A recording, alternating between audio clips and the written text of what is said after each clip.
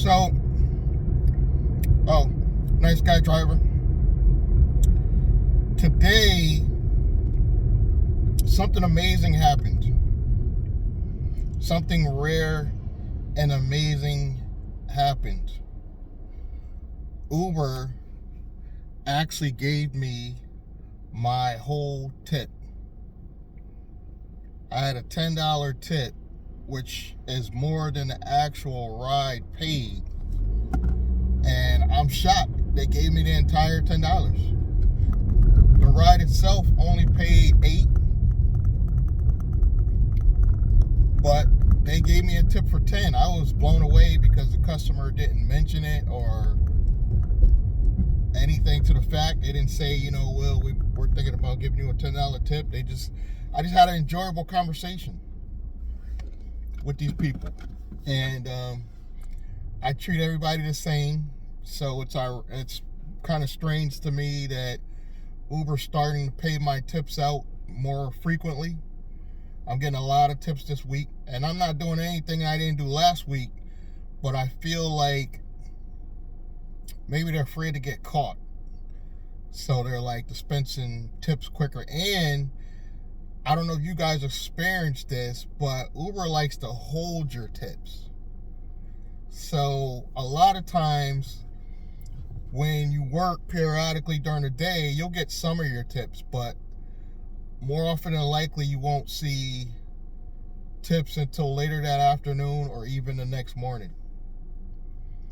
And it's because they're using that money for investing. I mean, they're holding on to it. And it's kind of the same thing that Starbucks is doing.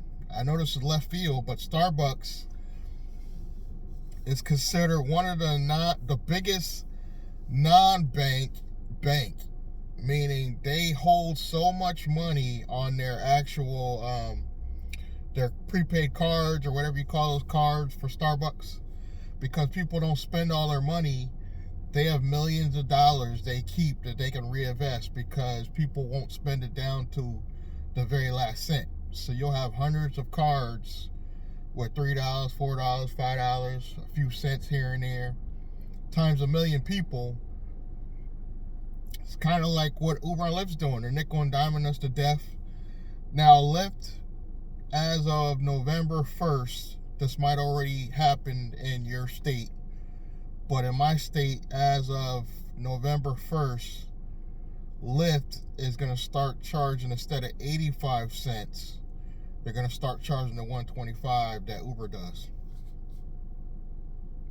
Copycat. Lyft has become a copycat company, and I don't understand why. I don't see a point in why Lyft feels that necessary. Lyft would be the better company by keeping it at 85 cents. Even though I know financially, Lyft is struggling more than Uber. A lot. They're struggling. But by not being a copycat and keeping that cash out at 85 cents, you'd be a more popular company eventually with little things like that. But no, they want to just copy Uber, same thing. And it's becoming aggravating. It kind of reminds me of the cell phone wars. How you'll have, remember back in the day when you had a cell phone, and I don't know what company was first, but I remember companies started doing the nights and weekends. Everybody wanted to do nights and weekends. Remember that? Some people wanted to start, remember the nights and weekends? For you real old heads, the nights and weekends started after 9 originally. And then one of the big competitors, those 4 big companies at the time, decided to do it at 7. It was the first cell phone company to do it at 7. It might have been Sprint. It might have been the one that's gone now, taken over by T-Mobile. And now we're down to 3 companies, which reminds me of what? Uber and Lyft. It's almost like a monopoly. With the cell phones, we at least got 3. I feel like if we even had just 3 companies, I would be better off financially. If we had another app that you could cash out right away, even if it pays slightly better than Lyft, to put in the mix, you could do all 3, and I feel like our income would instantly go up. Competition is good. Competition in rideshare is good. That's why I envy these companies. Well, I think Arizona, they got Hum. I forget where the company Rides is. There's a company I heard about called Move. There's a couple of them out there, but they're only local state companies. New York supposedly has a few, but Connecticut, nothing. We got Uber and Lyft. I think it's time somebody in Connecticut came out with an app, and I think the issue is money. I really do. I think the person that wants to start a rideshare app in Connecticut, they can't do it just for money. They can't. It has to be somebody passionate about driving. It has to be an actual driver that's linked up with the company in the leadership in some shape, form. It doesn't have to necessarily be the president was a driver, but maybe the vice president, maybe somebody in charge of onboarding drivers was a driver. Hire me. I'll get you some drivers. Just come out with the app. And I feel like, even though I don't have the money, I feel like I got to figure a way to, because we got a couple of, I don't even know what you call them, co-ops or whatever, to fight for rideshare rights, but they're kind of local. I think we got one in New Haven. I think there's one in Hartford. Nobody's trying to figure out how to come up with an app for Connecticut. I don't get it. If you guys are interested in putting something together, or let me know. I'm here to support any way I can. If you need me to refer drivers, I want to be the first one with my hand up. It's just we have a bad taste in our mouth after Trip rides. That's one of the reasons why I'm not interested in a company called Revel. It gives me that same bad taste in my mouth that Trip did once I found out it was a scam. Revel's feeling like that. I don't know.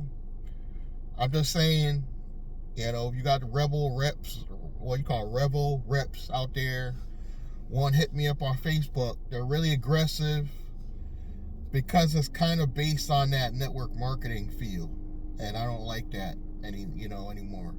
If you're strictly a rideshare company doing affiliate marketing only, not network marketing, I'm interested. I've been watching the fair co-op thing that the rideshare professor is promoting. It sounds good. It's not helping me out. It's not helping out people here in Connecticut. But I guess we gotta hope one of these apps, either Rides, Hum, Fair, hopefully they creep out to Connecticut after they hit New York. All the companies hit New York eventually, because New York's a big player, and Connecticut being outside of that, maybe we have a slim chance of getting one of these other apps, or we might have to create one. I'm all aboard to help anybody in Connecticut. Let's build a team, let's build a community, and let's figure out how we can pull together and build our own app, because this is just ridiculous out here. Even if I go private, I still would prefer an app that pays fair, because the customers prefer an app. They just do. They just prefer something. They're so used to it. Uber has gotten their brain so wired with that convenience of having an app. I think it has to be an app. Even if it's a local company, and we create an app for our own local company, that would even work. I think it would actually work. If I had like 5 drivers and we all pull together and we all drive and we all use the app together under one brand, that would spread. The news would spread. We might onboard more drivers, and maybe we can get something done. Other than that, I don't know. Your thoughts? This has been a Nice Guy Driver. Thank you guys for your continued support. Subscribe, like, comment. Check those links below, and I'm going to see you guys in the next video. Thank you.